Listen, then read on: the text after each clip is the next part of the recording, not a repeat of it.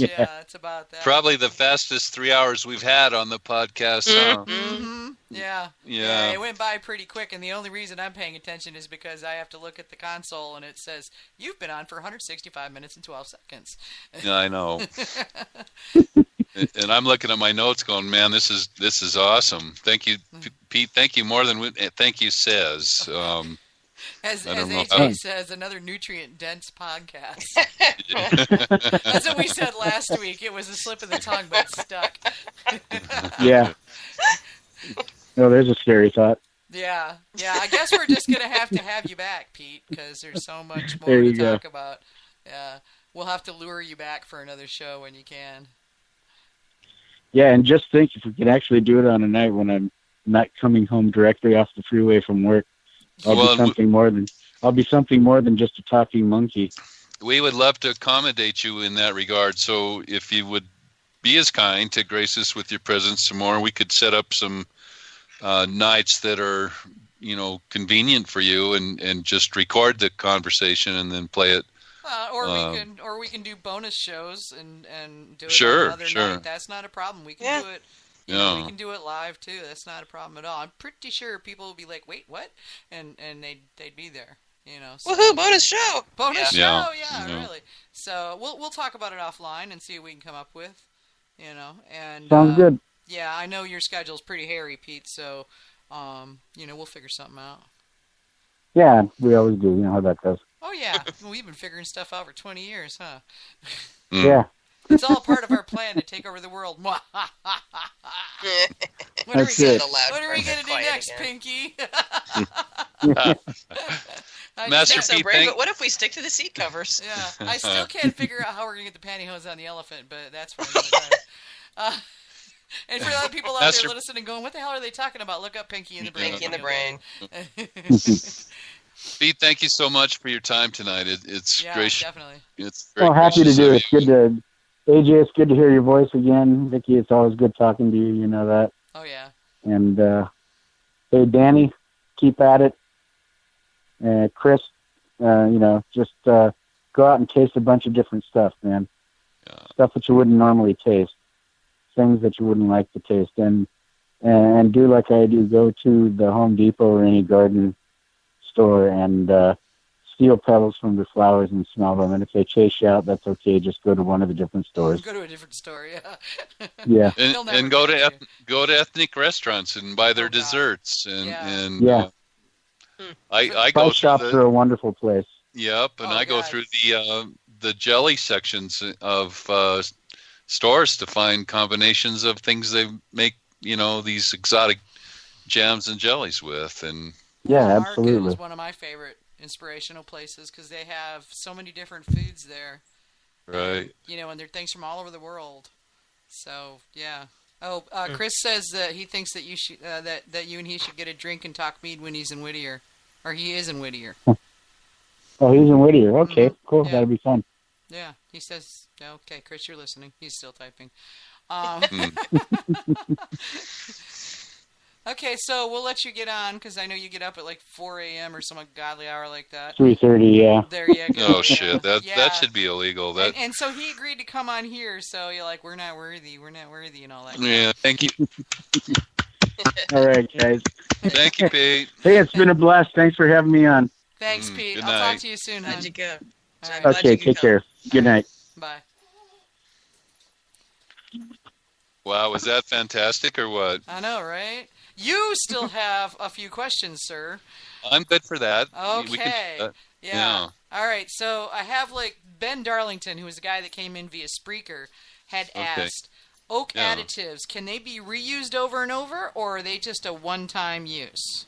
Okay, that's an awesome question. All questions are awesome. The only dumb question I always say is the question that gets unasked. Yep. That's right. So, can we reuse oak? The answer to that is yes and no. Oak can only give up the oakiness, the presence that it would provide for a certain amount of period of time, and then once the extraction has come to completion, you're really not going to squeeze any more out of that oak. I think with spirals, they say that you can soak a spiral for 3 months before you've extracted everything out of the particular spiral. I don't think cubes are quite that much, but they're pretty long too. Generally, we use about 3 ounces of cubes for a 5 or a 6 gallon batch to start with, anyway. Oak barrels, which are amazing. If you can afford and have the space for oak barrels, you guys got to do this. I think depending on, well, so if you buy a bourbon barrel, that by law, the bourbon barrel can only be used one time. And so if you get a fresh bourbon barrel, there's still a boatload of oak left in that barrel to be used. And you'll soak your meat in the barrel longer as it ages and gets older and been used more times. Generally, you can get about probably 5 batches in a large oak barrel. And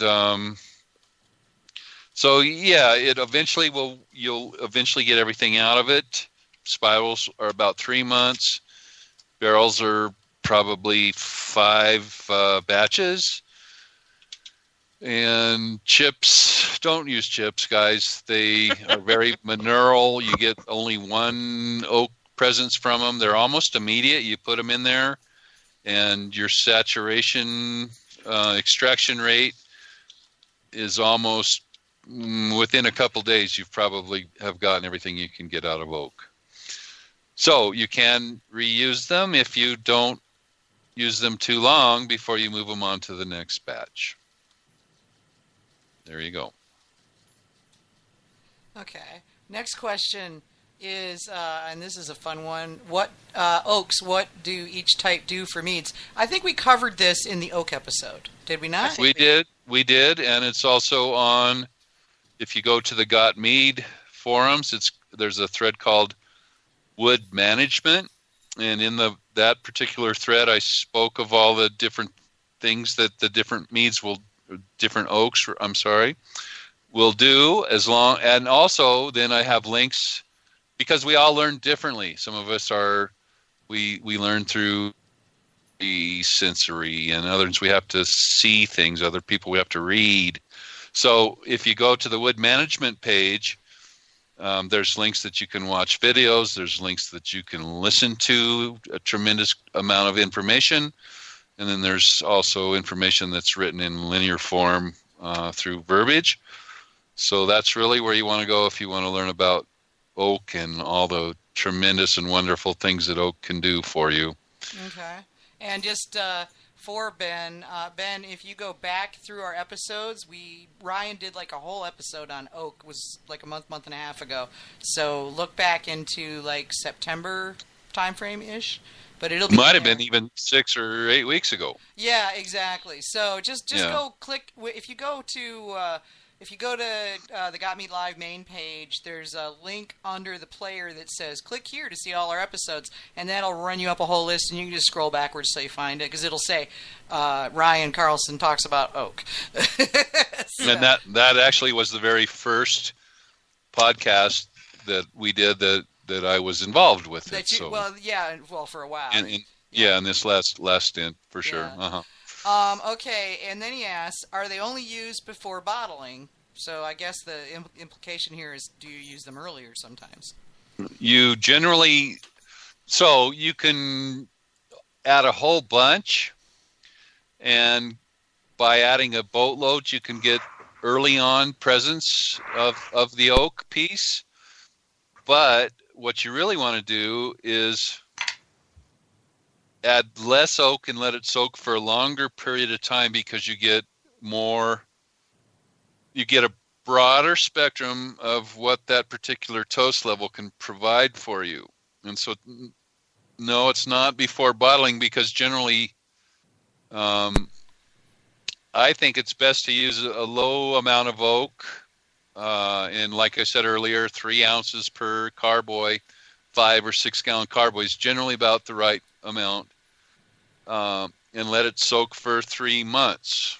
So depending on how soon you bottle, it may or may not seem like that's prior to bottling, but you want to give it enough time really to extract all the different fractions of the flavor profile that it'll provide. Real quickly, if you look at a color spectrum, a particular color, remember when we were all kids and we roasted marshmallows? Right? It would start out really, really light, and then you would try to get it darker and darker and darker, and then, damn it, the damn thing would light on fire and explode, right? Yeah. Some people actually prefer them that way. Well, right. I like them light brown and very lightly toasted, just starting right. to melt. Wasn't the game to get it as dark as you could get it without it exploding into a handful with that last of second to pull it out of the fire. Exactly. And so when you add the different oak additions that you do add, generally you have a spectrum from very light color that wasn't exposed for a long period of time or wasn't exposed to a high temperature level. That's going to be in the very center of whatever oak piece that you're using. And that color spectrum then will go from that very, very light color, or neutral actually, and then all the way up to whatever toast level you purchase it at, and that would be then the outside of the oak. And so each of those different color gradients actually have a different flavor profile attached to them, because in essence there's sugars in the wood, and by toasting them the way we do, we get different levels of toasted sugars that we'll extract out of the oak. And if you put them in a whole bunch for a short period of time, you're only going to get those outer circles of the flavor profile. Whereas if you really want to get the full spectrum, the blossom, so to speak, of the flavors that they can provide, you need to let them soak so the extraction can actually get all the way into the very core of the oak. Okay. And then Ben's final question, Ben had a lot of questions, was cool. What are the best sources of info for new mead makers beyond Mr. Ryan? I feel like you should be wearing a sweater and going, welcome to my neighborhood. Throwing your shoe from one side to the other. Well, so I can tell you, and I'm not at all patting my own back, but I've probably been the main contributor to the Got Mead forums for the last couple years. Yeah, you've been the biggest poster lately. It was Pete there for a long time, but Pete got busy, so. Right. And then it was me for a while, and then I got a job.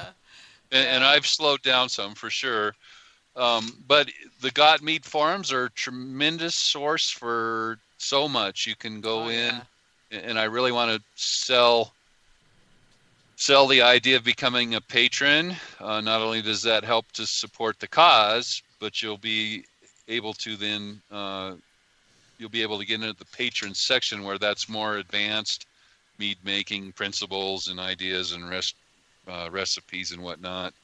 So I would say between our podcast, the forum, if you go to the Mead Makers group on Facebook, by far that's the best mead group on Facebook, bar none.